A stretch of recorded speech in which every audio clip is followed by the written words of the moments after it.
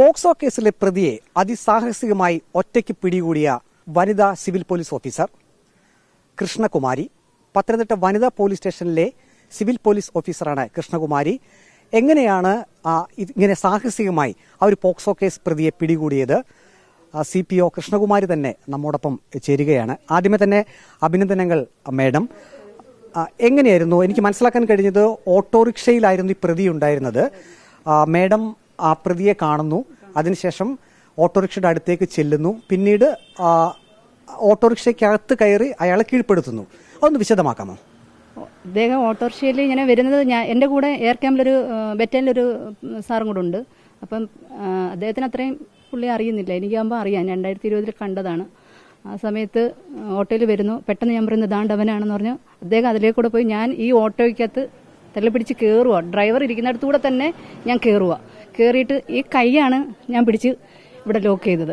അതിനുശേഷം അവൻ പല രീതിയിൽ എന്നെ വെട്ടിക്കാൻ നോക്കി. അവിടെ നിൽക്കുന്നവരോട് ഞാൻ പറയുന്നുണ്ട്, സാറേ കയറി സാറേ വണ്ടി പോട്ടെ എന്ന്. അപ്പോഴത്തേന് പെട്ടെന്ന് നമ്മുടെ ബഹളങ്ങൾ തന്നെ കേട്ടിട്ട് അവിടെ മറ്റു നിന്ന സാർമാരും കൂടെ കയറി നേരെ പത്തനംതിട്ട പോലീസ് സ്റ്റേഷനിലോട്ട് പോവുമായിരുന്നു. ഈ പോക്സോ കേസ് പ്രതിയുടെ പേരെന്താണ്? അയാളുടെ സ്വദേശം എവിടെയാണ്? മറ്റൊന്ന്, പത്തനംതിട്ട എവിടെ വെച്ചാണ് ഈ സംഭവം നടന്നത്?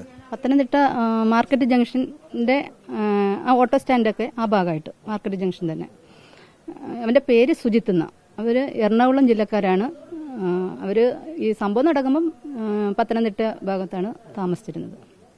ഈ പ്രതി ഓട്ടോറിക്ഷയ്ക്കകത്ത് ഉണ്ടെന്ന് മനസ്സിലായി. നമ്മൾ ഓട്ടോറിക്ഷയ്ക്കകത്ത് കയറി കൈ ലോക്കായി എന്ന് പറഞ്ഞല്ലോ. സ്വാഭാവികമായും അയാളൊരു ക്രിമിനലാണ്, അങ്ങനെ ഒരു ധാരണ മനസ്സിൽ തന്നെയുണ്ട്. വ്യക്തമായും അയാളുടെ പശ്ചാത്തലം അറിയാം. ഈ കൈയുടെ ലോക്ക് എങ്ങനെയായിരുന്നു, അതൊന്ന് പറയാമോ? അയാള് ക്രിമിനലാണെന്നുള്ളത് അറിയാം. കാരണം നേരത്തെ വാഹനമോഷണ കേസിലെല്ലാം ജയിലിൽ കിടന്നിട്ടുണ്ടായിരുന്നു. തൃപ്പൂണിത്തുറ തന്നെ കുറേ കേസുകളുണ്ടെന്ന് അറിഞ്ഞു. ഓട്ടോയിൽ വന്നു, കണ്ട സമയത്ത് എങ്ങനെയെങ്കിലും അവനെ പിടിക്കണം. കാരണം ഇത്രയും ഒരു ക്രിമിനൽ കുറ്റവാളി ഇനി ഇറങ്ങണ്ട എന്നുള്ള രീതിയിലാണ് പിടിച്ചത്. കാരണം മറ്റുള്ളവർക്കും പിന്നീട് ഇവൻ പുറത്തിറങ്ങിയാൽ അല്ലെങ്കിൽ ഇനിയും ഇങ്ങനെ നടന്ന് വിലസണ്ട എന്നുള്ള രീതിയിലാണ് ആ ഒരു മനോധൈര്യം വെച്ചിട്ടാണ് ഇതെല്ലാം ചെയ്ത്. കൈയെടുത്ത് കഷത്ത് വെച്ചിട്ട് കൈ ലോക്ക് ചെയ്തു. അതിനുശേഷം പിന്നീടെന്ന് വെച്ചാൽ പിന്നെ ഈ കൈ അവന് ഇറങ്ങാൻ പറ്റുന്നില്ല. എങ്ങനെ നോക്കട്ടെ, അവൻ എന്നെ വെട്ടിക്കാനൊക്കെ നോക്കി. അപ്പോൾ തന്നെ അപ്പുറത്തുനിന്ന് എൻ്റെ കൂടുതലുള്ള ബറ്റാലിയനിലെ സാറും കയറി. അപ്പോഴേ ഞങ്ങൾ നേരെ മറ്റുള്ള പോലീസുകാരും കയറി നേരെ പോലീസ് സ്റ്റേഷനിലേക്ക് വിട്ടു. അതുവരെ ഇങ്ങനെ പിടിച്ചേക്ക് വരും.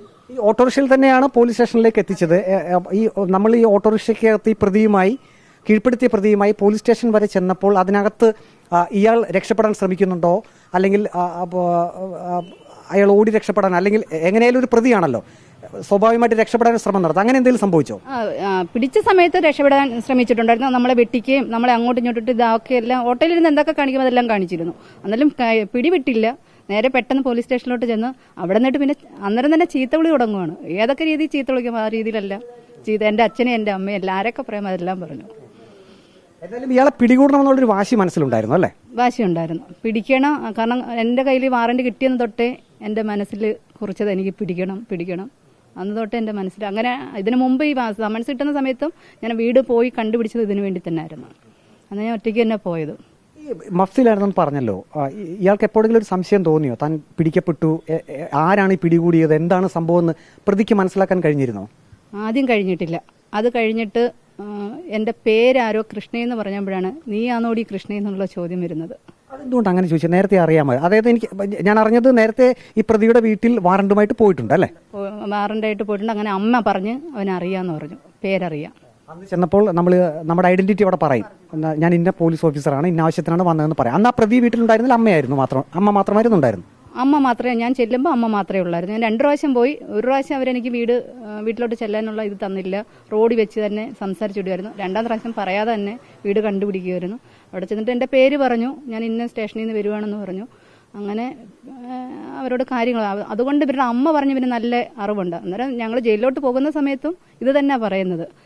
എൻ്റെ SI സാറ് എന്നോട്, ഷെമി സാറിനോട് ചോദിക്കുന്നുണ്ട്, വണ്ടി ഇരുന്നുണ്ട്, ഇവള് കളരിപ്പയറ്റ് പിടിച്ചാണോ എന്നൊക്കെ ചോദിക്കുന്നുണ്ടായിരുന്നു. പ്രതി ചോദിച്ചു. എന്നിട്ട് കുറേ ചീത്തകളും പറയുന്നുണ്ട്. അതിലൂടെ സാറിനോട് തന്നെ പറയുന്നുണ്ട്.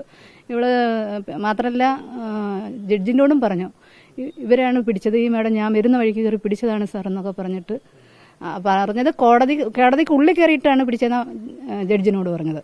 അപ്പം സാറ് പറഞ്ഞു, നിങ്ങളുടെ അഡ്വക്കേറ്റ് പറഞ്ഞു നിങ്ങൾ കോടതി പോലും വന്നിട്ടില്ല എന്ന് പറഞ്ഞു. ജില്ലാ പോലീസ് മേധാവി അജിത് ഉൾപ്പെടെയുള്ളവർ നല്ല പിന്തുണയാണ് CPO ആയിട്ടുള്ള കൃഷ്ണകുമാരിക്ക് നൽകിയത്. ഏതായാലും ഒറ്റയ്ക്ക് വളരെ അതിസാഹസികമായി ഓട്ടോയിൽ കയറിയിരുന്ന പോക്സോ കേസ് പ്രതിയെയാണ് ഈ വനിതാ CPO കൃഷ്ണകുമാരി പിടികൂടിയിരിക്കുന്നത്. വളരെ അഭിനന്ദനാർഹമായ കാര്യം തന്നെ. പോലീസ് ഡിപ്പാർട്ട്മെന്റ് മുഴുവൻ ഇക്കാര്യത്തിൽ ഈ വനിതാ CPO കൃഷ്ണകുമാരിയെ അഭിനന്ദിക്കുന്നുണ്ട്. വീഡിയോ ജേർണലിസ്റ്റ് അജി കുടുംബനൊപ്പം റിപ്പോർട്ടർ പ്രവീൺ പുരുഷോത്തമൻ, റിപ്പോർട്ടർ, പത്തനംതിട്ട.